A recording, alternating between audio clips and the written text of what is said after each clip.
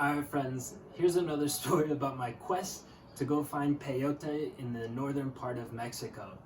If you don't know what peyote is, it's a cactus that grows out in the northern desert, and pilgrims used to use it when they went on 4-day or 1-week treks from Nayarit, which is the northern part of Mexico, to get all the way into the desert. And so they would put a couple of pieces on their mouth, and what it did was almost the same sensation of cocaine, where it kind of stimulates your mind and you have a little bit more alertness.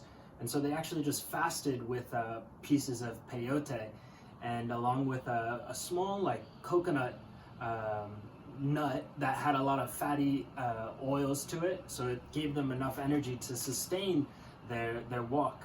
The thing about peyote as well, which a lot of people know about, is if you eat a lot of it, it makes you hallucinate and you go on a journey.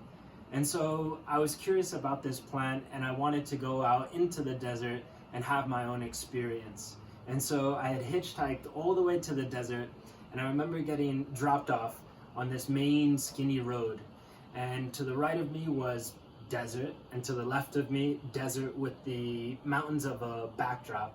And so I met two other travelers right there where I got dropped off, and I asked them in Spanish, "Hey, are you also going into the desert?" And they said yes, and we're also talking with a local who can drive us further in. So I said, "May I join you?" And they said yes. So after a little bit of negotiating with a local, we agree on a price for him to drive us in, and there's 6 travelers in the back of a pickup truck. And I remember, like, as I'm sitting there, I've got my backpack, and there's 6 other travelers with their backpacks. We all have the same intention to go explore this peyote in order to have a hallucination. And so I see, I'm sitting back and I see these beautiful mountains. The sun is starting to set, so the sky is filled with colors, and I was like, wow, this is amazing. And so the car stops, the dust picks up into the air, and the guy slams on the car door. Okay, it's time to get out. So we all jump out and we just disperse. We start walking. And something in my mind's like, what am I actually doing here? I'm in a desert and I have no survival education. I was terrible at Boy Scouts.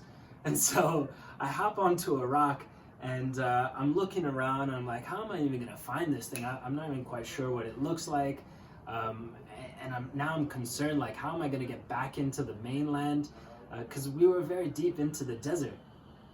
And as I turned to the right, I remember seeing a few people that were dressed completely in white. And so I was already aware of this outfit, because in northern Mexico, this is the traditional outfit that the people from that region wear, and it's very colorful. And I was like, oh, this is strange. And as I continued to look into the desert, there were more of them. And I was like, whoa, this is so strange. So I jump off of the rock and I start walking in their direction. And they were kind of spooked to see me as much as I was to see them.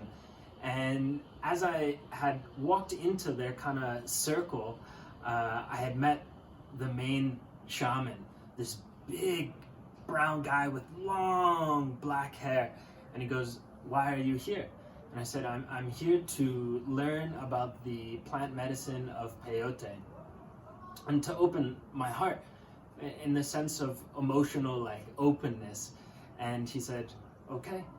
And he introduced me to his grandmother. And I remember she touched me on my shoulder, and I gave her a hug.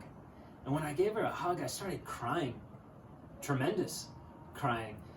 And I remember having such a strong feeling of missing my own mother, because it had been a year already since I'd seen my mom. And so for some reason, this woman emulated all this love, and I felt it. And so I broke down. And then after my tears of release, the main shaman was like, all right, that's enough. He was a bit of a alpha masculine man. And he said, all right, that's enough. Have some snack while we prepare for a ceremony this evening. And as I was having some snack, the other travelers also found the ceremony. And so, lucky us, we're in the middle of a desert, and we happened to actually meet indigenous people that were preparing a ceremony for peyote. And so the sun sets, and now it's nighttime, the fire is going, there's about a circle of 20 of us. And the shaman starts to give stories about the history of peyote. And as he does so, he's walking around and he gives spiritual names to each individual. And he comes to me and he goes, "Tu eres bosques," which means you are the forest or the woods. And I was like, all right, that's my spiritual name, I'll go with it. And so after receiving the name, he ends up cutting the peyote. And he says, we didn't expect to have extranjeros, which is like foreigners, or gringos, which is whiteys, to join this ceremony, so we will have less medicine.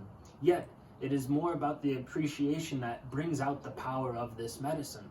And so he hands a little piece out to each individual, and I put it to the side of the mouth, and it was kind of like savoring the cactus itself. And if you've never had it, it has no deliciousness to it. It's actually a pretty awful taste.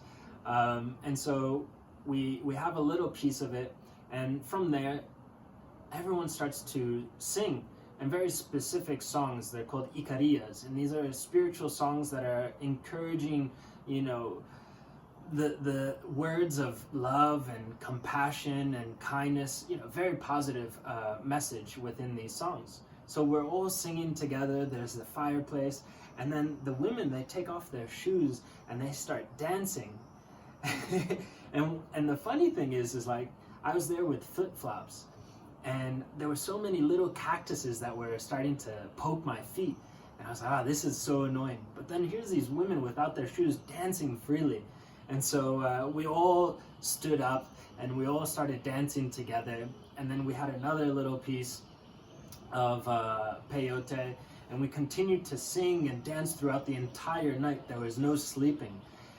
And stories were being told throughout the circle. We even had an experience where the shaman gave us a piece of leather, and he said, this leather is going to symbolize all the relationships that you've had. Let me clarify, all the sexual relationships that you've had, because there's an energetic connection that you have with each individual that you have sex with.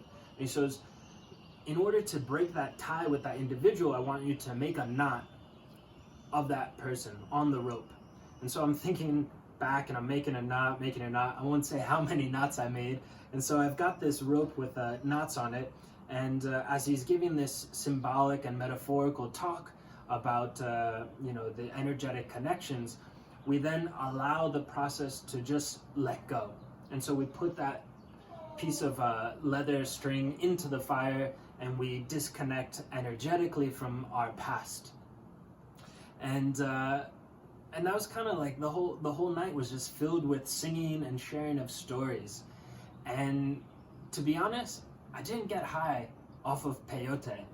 And as the morning came, we all had tamales, and we were eating as a giant family in this desert.